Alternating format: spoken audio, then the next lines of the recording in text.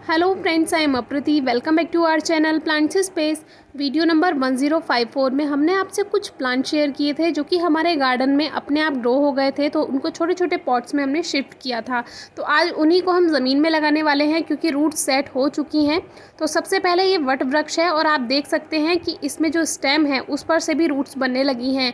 तो ये इंडिकेशन है कि आप वट वृक्ष को भी कटिंग से ग्रो कर सकते हैं। अगर आपके पास ये पेड़ नहीं है और आप लगाना चाहते हैं तो कहीं कटिंग अगर आपको दिखती है, यानी कोई बड़ा पेड़ है उसकी छोटी सी कटिंग आप लेकर आइए और उसको ग्रो कर दीजिए। अभी रेनी सीजन है, अच्छा रिजल्ट मिलेगा।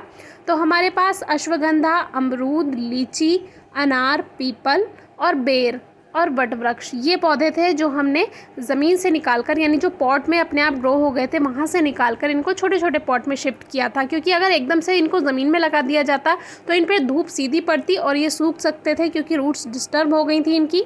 छोटे पॉट में शिफ्ट करने के बाद इनको छाया में रखा जिनसे इनकी रूट सेट हो गई। और देखिए बेर का पेड़ जो था उसमें भी न्यू शूट्स आ चुकी हैं, जबकि इनकी पत्तियां मुरझाने लगी थी रिपोर्टिंग के बाद, और फिर हमने उनको कट किया था जिससे प्लांट स्ट्रेस में ना जाए और अब प्लांट ठीक है। तो अब पॉट से पौधों को बाहर निकालते हैं और अब ये पौधे स्ट्रेस में भी नहीं जाएंगे क्योंकि इनकी रूट सेट हो चुकी है मिट्टी में, और इनको मिट्टी के साथ ऐसा का ऐसा लगा देंगे। सबसे पहले लगाते हैं हम बेर के पौधे को, और देखिए मिट्टी के साथ ही लगा देंगे तो रूट्स स्ट्रेस में नहीं जाएंगी, और वैसे भी रेनी सीज़न है तो जल्दी से रूट्स इसकी सेट हो जाएंगी। अब दूसरी बारी आती है पीपल के पौधे की। पीपल का पौधा भी आपको आसानी से हर जगह मिल जाएगा, अपने आप ये ग्रो हो जाता है। पीपल के पौधे को कटिंग से भी ग्रो किया जा सकता है। तो इसको भी हम ऐसा का ऐसा मिट्टी में रख देते हैं, थोड़ा सा गड्ढा बना करके, और इसको रख देते हैं। रूट्स एकदम सेट हो जाएंगी क्योंकि रूट्स डिस्टर्ब नहीं हुई हैं, उतने दिनों में रूट सेट हो चुकी हैं। अब आती है वट वृक्ष की बारी। उस दिन हमने ये प्लांट आपसे शेयर किया था और आप देख सकते हैं कि इसकी रूट्स पॉट से भी बाहर आने लगी हैं, यानी ड्रेनेज होल से भी ये बाहर आने लगी हैं।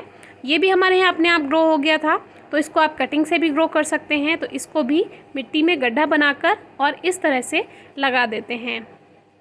अब अनार के पौधे को हम लगाते हैं। अनार का पौधा भी बिल्कुल ठीक है, इसको भी कुछ इस तरह से लगा देते हैं। अनार के पौधे की भी कटिंग लग जाती है, अगर आपके आसपास कहीं पौधा लगा हुआ है तो अभी ग्रो कीजिए, उसमें भी अच्छा रिजल्ट मिलता है।